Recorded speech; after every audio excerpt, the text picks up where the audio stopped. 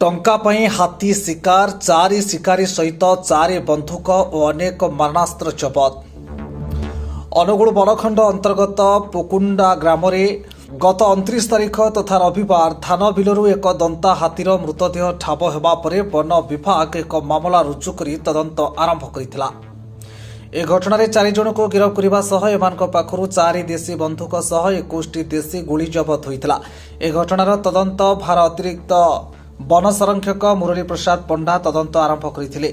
सूचना जे गत रविवार उद्धार होइतिबा मृत हाथीर कान मूलरे गुली बाजी क्षत होइतिला बेले रक्तस्राव हेउतिला। मृत्युर कारण स्पष्ट होई नथिला, जहा फଳରେ हाथी शरीर रे थिबा क्षतरु या हत्या होइतिबा संदेह करा जाउतला।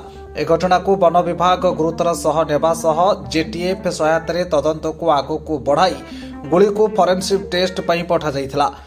मृत हाथी को व्यवच्छेद करा जाइतिला। ए घटना रे पोकुंडा ग्रामर प्रकाश मुंडा बयस 40, प्रदीप मुंडा बयस 41, नरु प्रधान बयस 41 और नरोत्तम प्रधान बयस 40 एमानक ठारू 4टी देशी बंधुक, धनु, तीर, बार्छा, फास, खंडा आदि जबत करा जाइछि बोली वन विभाग कहिछि।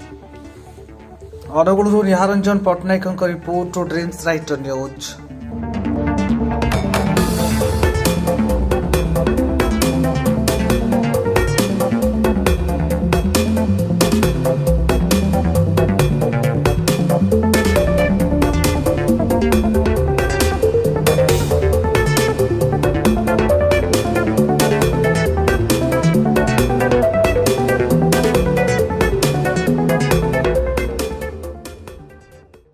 ड्रीम्स राइडर सब समय रे आपणक सेवारे धन्यवाद।